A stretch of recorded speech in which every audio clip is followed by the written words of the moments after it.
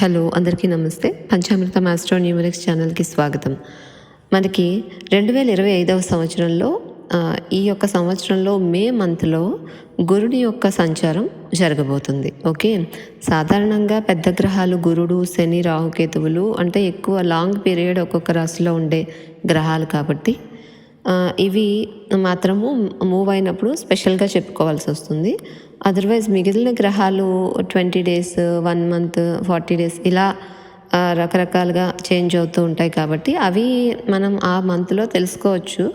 But ఇవి సంవత్సరానికి ఒకసారి కానీ 1 year 8 months, okay, and 2.5 years అయితే అలా కొంచెం పెద్ద గ్రహాలు, పెద్ద అంటే ఎక్కువ రోజులు ఒక రాశిలో ఉండే గ్రహాలు కాబట్టి మనం స్పెషల్గా చెప్పుకుంటున్నాము రిజల్ట్స్ అనేది. అండ్ ఆల్సో ఇప్పుడు ఓకే, ఈ యొక్క 4 గ్రహాలు కూడా గురుడు, శని, రాహుకేతువు ఈ 4 గ్రహాలు కూడా ఈ 2025 సంవత్సరంలో మూవ్ అవుతున్నాయండి. సో అది ఒక స్పెషల్ అనమాట 2025కి. ఎందుకంటే 4 మూవ్ అయినప్పుడు చాలా రకాల మార్పులు అనేవి వస్తూ ఉంటాయి ఎక్కువగా అందరి లైఫ్లో అండ్ ఓవరాల్గా కూడా దేశానికి అలా కూడా ఉంటుందన్నమాట మార్పులు అనేవి.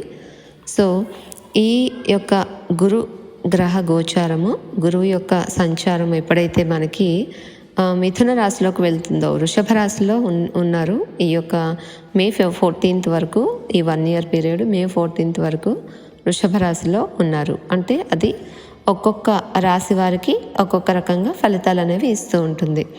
ఓకే, సో అలాగే ఈ యొక్క మిథున రాశిలోకి వెళ్ళిన తర్వాత ఏ రాశికి ఎన్నవ స్థానం అయింది, ఆ యొక్క రాశి ఆ యొక్క గురువు ఉన్నటువంటి రాశి వీళ్ళ రాశికి అంటే మన రాశికి ఎన్నవ రాశి అయింది, అక్కడ ఎలా ఉండబోతుంది అన్ని రకాలుగా చూసి మనము రాశిని బట్టి చెప్పుకుందాం. ఓకేనా, సో ఇది అన్ని రాశులకి వీడియో అనేది వస్తుంది. సో మీరు మీ యొక్క రాశిని చూసుకొని దాని ప్రకారము పరిశీలించుకోండి.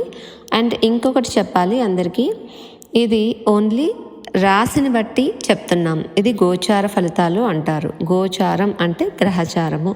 సో రాశిని బట్టి చూసుకునేది ఒక 40-50% ఉంటుంది రిజల్ట్ అనేటటువంటిది. ఓకే, అండ్ మిగిలినది మనకి బర్త్ చార్ట్ అని ఉంటుంది. అంటే మన బర్త్ టైం, పుట్టిన డేటు, టైము, ప్లేస్, దీన్ని బట్టి మనకి ఒక చార్ట్ అనేది వస్తుందన్నమాట.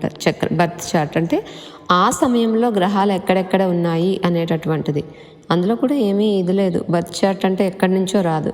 ఇప్పుడు గ్రహాలు ఎలా అయితే మూవ్ అవుతూ ఉన్నాయో మీరు అంటే ఎవరైనా వాళ్ళు పుట్టిన సమయంలో కూడా మూవ్ అవుతూ ఉంటాయి కదా గ్రహాలు.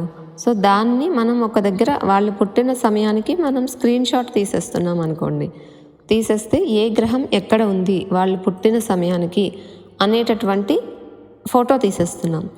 అదే బర్త్ చార్ట్. ఓకేనా, సో దాన్ని బట్టి వాళ్ళ రాశి, వాళ్ళ లగ్నానికి ఏ గ్రహాలు ఏ ప్లేసుల్లో ఉన్నాయి అనేటటువంటిది వచ్చేస్తుంది. అది వాళ్ళ ఓవరాల్ ఎంటైర్ లైఫ్కి ఉంటుందన్నమాట.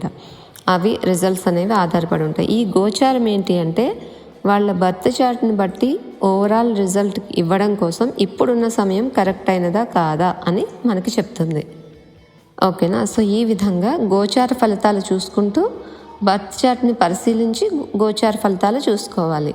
అంతేకాని ఏదో రాశుల గురించి చెప్పారు మనకి టీవీలో కానీ ఎక్కడైనా యూట్యూబ్లో వచ్చేస్తూ ఉంటాయి, రాశి ఫలం ఇలా ఉంది అంటే అది 100% మనకి 100% మనం తీసేసుకోవాల్సిన అవసరం లేదు. ఎందుకంటే బర్త్ చార్ట్ అనేది ఒకటి ఉంటుంది. అందుకని మీ బర్త్ చార్ట్ని మీరు తెలుసుకోండి. మీకు తెలుసుకోవడం తెలీదు, వాటి రిజల్ట్ మాకు తెలియదు, ఎలా తెలుసుకోవాలి అంటే ఆస్ట్రాలజర్స్ ఉంటారు మీ దగ్గరలో. కానీ ఏదైనా మీ సోర్స్ ఏ విధంగా అయినా వర్చువల్ ఆర్ ఫిజికల్గా అయినా మీకు మీరు కలిసి తెలుసుకోండి. ఓకేనా, అది ఇంపార్టెంట్. ఈ యొక్క ఆస్ట్రాలజీ సైన్స్ని నమ్మే వాళ్ళకి చెప్తున్నాను.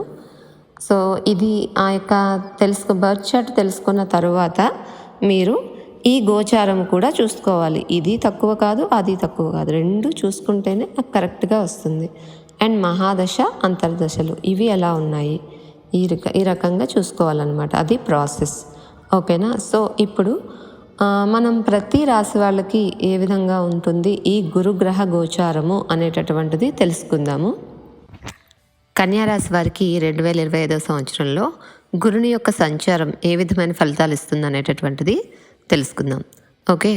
సో కన్యా రాశి వారికి ఈ యొక్క 2025వ సంవత్సరంలో ఏ రాసుల్లో ఉంది అంటే కన్యా రాశి వారికి 9, 10, 11 ఈ 3 రాసుల్లో కూడా సంచారం జరుగుతూ ఉంటుంది. 9వ స్థానం భాగ్యస్థానం, 10వ స్థానం కర్మస్థానం అండ్ 11వ స్థానం లాభస్థానం. సో ఈ 3 రాసుల్లో కూడా సంచారం జరుగుతుంది 2025వ సంవత్సరంలో. 3 రాసుల్లో ఎలా ఉంటుంది అంటే మే 14 వరకు 9వ స్థానంలో ఉన్నటువంటి గురుడు మే 14 తర్వాత 10వ స్థానంలోకి వెళ్తున్నారు. ఓకే, మిథున రాశిలోకి. దశమమైనటువంటి మిథునంలోకి ప్రవేశించినప్పుడు కన్యా రాశి వారికి కొద్దిగా వాళ్ళకి అంటే బలం అంటే సంకల్ప బలం వాళ్ళకి పెరుగుతుందన్నమాట. అంటే గాడ్స్ బ్లెస్సింగ్స్ కూడా పెరుగుతాయి అన్నమాట 10th హౌస్లోకి వెళ్ళినప్పుడు. అంటే వీళ్ళు ఏదైతే ధర్మబద్ధంగా చేస్తారో ఆ పనులన్నీ కూడా సునాయాసంగా కంప్లీట్ చేసుకోగలుగుతారు. ఎవరైతే జాబ్లెస్గా ఉన్నారో వాళ్ళందరికీ జాబ్స్ వస్తాయి. ఓకే. అండ్ వీళ్ళకి సప్తమాధిపతి దశమంలోకి వచ్చారు. సప్తమాధిపతి గురుడు దశమంలోకి వచ్చినప్పుడు ఈ యొక్క కుటుంబ స్థానాన్ని కూడా చూస్తూ ఉన్నారు. సో ఆ టైంలో అంటే మే 15 నుంచి వివాహం కూడా కావాల్సిన వాళ్ళు ఎవరైనా ఉంటే వాళ్ళకి వివాహం కూడా జరిగే అవకాశాలు ఉంటూ ఉంటాయి ఎక్కువగా. తర్వాత అక్టోబర్ 18వ తేదీన ఈ కన్యా రాశి వారికి లాభస్థానం అంటే 11వ స్థానంలోకి వెళుతూ ఉంటారు కర్కాటక రాశిలోకి అతిచారం మీద. అతిచారం మీద ఎప్పుడైతే వెళుతూ ఉన్నారో డిసెంబర్ 5 వరకు ఉంటారు అక్కడ. ఓకే, కర్కాటక రాశిలో అక్టోబర్ 18 నుంచి డిసెంబర్ 5 వరకు ఉంటారు. లాభస్థానంలో ఇంకా మంచి యోగాలు కలిగిస్తారు. ఓకే, ఏ రంగాలలో పనిచేసే వారికైనా అన్ని రకాలుగా వాళ్ళకి లాభాలు అనేటివి ఇస్తూ ఉంటారు. ఎందుకంటే లాభస్థానము అంటే అన్ని రంగాలలో లాభాలు ఉంటాయి. ఓకే, సపరేట్గా ఇది ఈ రంగం అని చెప్పుకోవాల్సిన అవసరం లేదు. అన్ని రంగాల వారికి లాభాలు అనేటువంటివి ఇస్తూ ఉంటారు. ఈ విధంగా 11వ స్థానంలో ఈ కన్యా రాశి వారికి 3 నెలలు అంటే ఆల్మోస్ట్ 3 నెలలు కూడా కాదు, ఓన్లీ ఒక 48 డేస్ వరకు ఉంటారు అక్కడ. ఓకే, అంటే అక్టోబర్ 18 నుంచి డిసెంబర్ 5 వరకు బాగా కలిసి వస్తుంది. సో ఈ యొక్క అంటే 11వ స్థానం అనేది లాభస్థానం కాబట్టి దృష్టి కూడా పంచమం మీద పడుతుంది, చాలా మంచిది. ఓకే, సప్తమాధిపతి లాభస్థానం కాబట్టి చాలా బాగా కలిసి వస్తుంది. సో భాగస్వామితో కూడా మంచి బంధాన్ని కలిగిస్తారు. అలాగే మంచి రిలేషన్స్లో కూడా చాలా బాగుంటుంది ఈ విధంగా. అండ్ సంపూర్ణమైనటువంటి ఆరోగ్యాన్ని కూడా ప్రసాదిస్తారు. సో గురుమూలకంగా కన్యా రాశి వారు గొప్ప ఫలితాన్ని పొందగలుగుతారు. ఆ తర్వాత వీళ్ళకి ఎప్పుడైతే డిసెంబర్ 5 వరకు ఆ లాభస్థానంలో ఉంటూ డిసెంబర్ 5 తర్వాత మళ్ళీ 10th హౌస్ అంటే దశమ స్థానంలోకి వచ్చేస్తారనమాట ఈ యొక్క గురు భగవానుడు. ఎప్పుడైతే మళ్ళీ దశమ స్థానంలోకి వచ్చారో మళ్ళీ దశమంలో ఉన్నటువంటి రిజల్ట్స్ ఇస్తారు. దశమంలో యాక్చువల్గా మంచి రిజల్ట్సే ఉంటాయి ధర్మబద్ధంగా ఉన్నంత వరకు. అండ్ అంటే కొద్దిగా జాబ్లో రెస్పాన్సిబిలిటీస్ పెరగడం, చేసే పనిలో ఎక్కువ వర్క్ అనేది ఉంటుందన్నమాట, ప్రెషర్ అనేది, అది మాత్రం కామన్. బట్ మీ ఇందాకలు చెప్పుకున్న పాజిటివ్ రిజల్ట్స్ అన్నీ కూడా ఉంటాయి.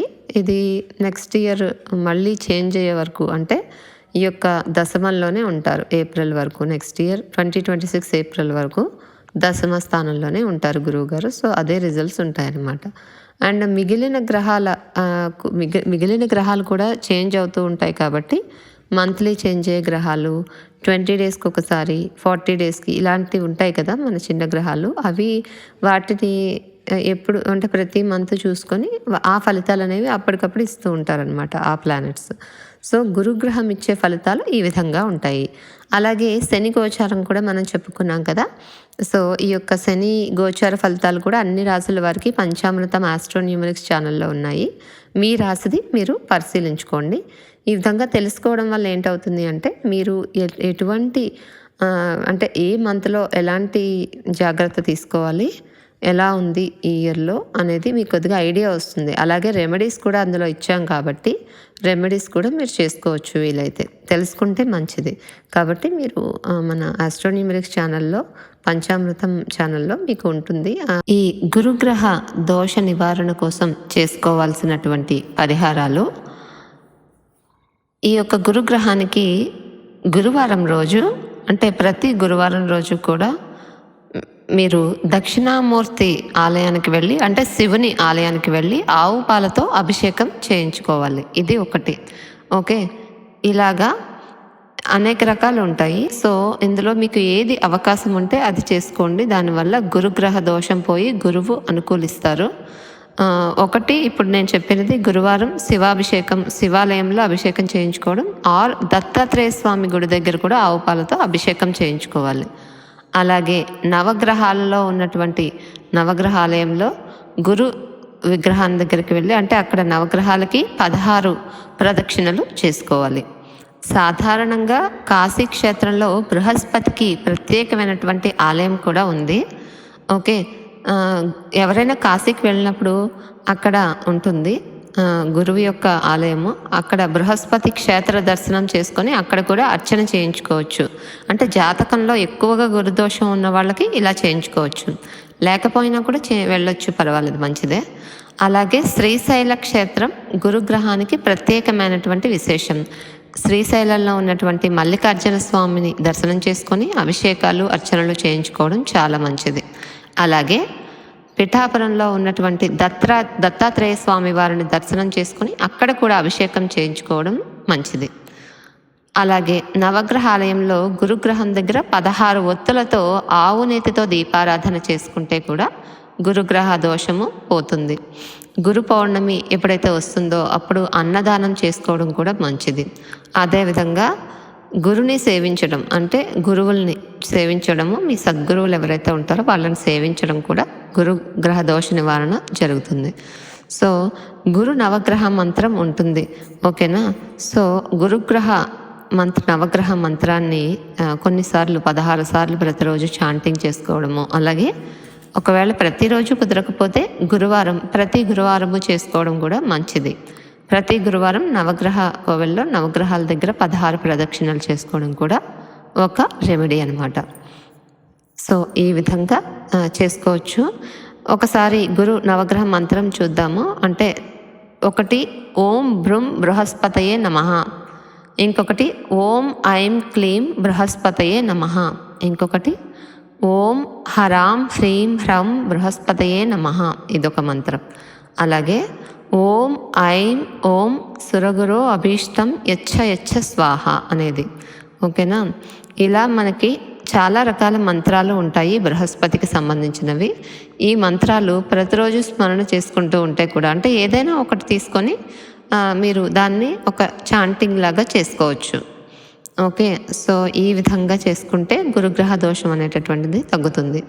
అలాగే గురువారం పూట శివాలయంలో ఉదయం కానీ సాయంత్రం కానీ ఒక ప్రసాదాన్ని ఏదైనా అంటే పులిహారని ఎక్కువగా చేసి ప్రసాదంగా పంచిపెడితే కూడా చాలా మంచిది. అలాగే బ్రాహ్మణులకి ఎవరికైనా కేజింపావు శనగలు దానం చేస్తే కూడా గురుగ్రహ దోషం పోతుంది. ఓకేనా? ఎవరికైనా బ్రాహ్మణులకి పసుపు రంగు వస్త్రాలు దానం చేయడం వల్ల కూడా ఈ యొక్క దోషం తగ్గుతుంది. దానితో పాటు పసుపు రంగు అరటిపళ్ళు కూడా దక్షిణ తాంబూలాలతో పాటు బ్రాహ్మణులకి వరుసగా 7 వారాలు దానం చేసినా కూడా చాలా మంచిది, దోషం తగ్గుతుంది.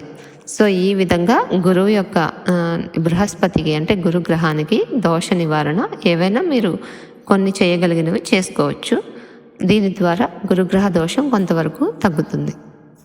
శుభం.